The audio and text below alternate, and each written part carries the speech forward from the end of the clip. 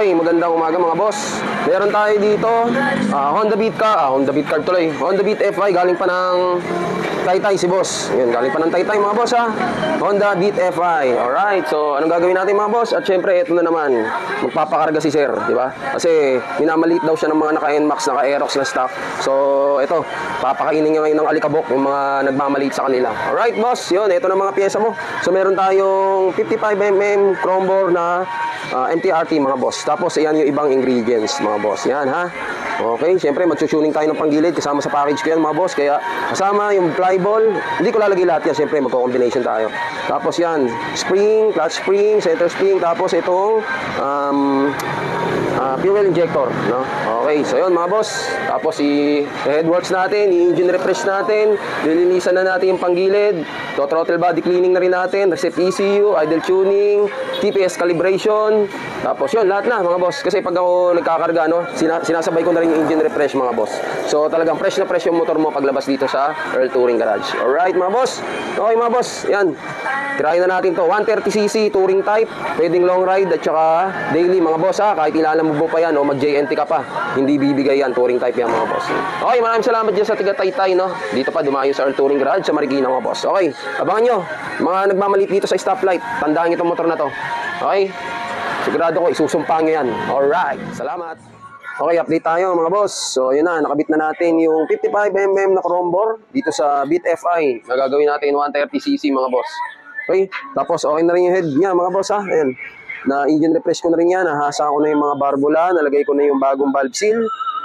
Kasi pagka nagkakarga tayo, kasama na yung engine refresh syempre mga boss.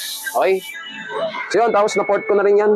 Intake tsaka exhaust mga boss. Okay na, all goods na, malinis na rin yan mga boss ha. Okay, sasalpak na natin.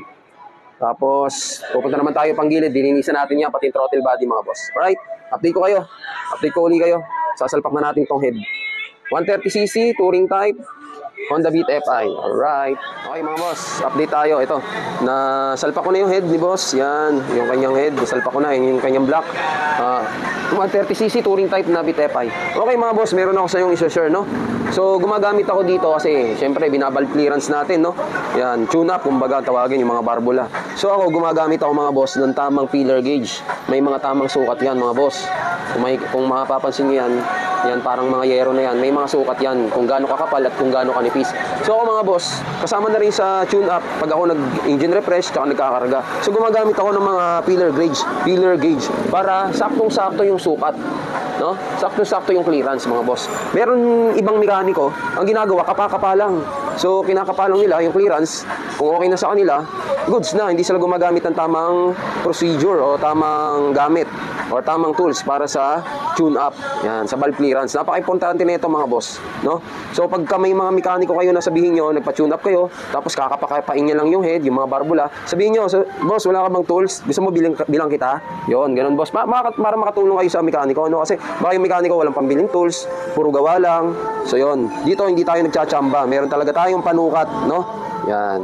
So yun, aware kayo sa mga pinagpapagawa niyo kung panay kapakapa lang siya. Mas maganda yung accurate.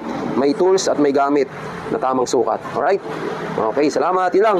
Aware ko lang kayo mga boss. Okay mga boss, yun, update na tayo. Nakabit na natin yung kanyang head, tapos yung block, no? So nandito na tayo sa mga panggilid mga boss. Siyempre, kasama sa package natin yung tuning ng panggilid mga boss. So yan, meron tayong clutch spring, flyball, at saka center spring. Yan. So, ayan lang naman yung tinutuning mga boss. So, pag ako nagkakarga, kasama na pati tuning ng gilid, kasama na yung mga piyesa na to, ha? Okay, mga boss. So, hindi ako nagpo 4 balls or 5 balls.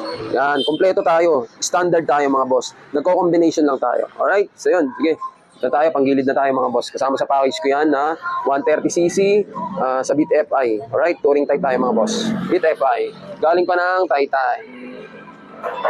Okay mga boss, so ito na yung kinakargahan natin, no? Medyo inabot ako ng gabi. Ayan. Kasi naglambing pa bago tumino. Alright, so ayan na, 130cc touring type na Beat FI. Galing pa ng Taytay mga boss. Alright, start natin. Medyo natagalan ako kasi may konting paglalambing. So hinanap-hanap pa natin. So okay na siya mga boss. All goods na. Okay, maraming salamat. Touring type, 130cc. Alright. Beat FI.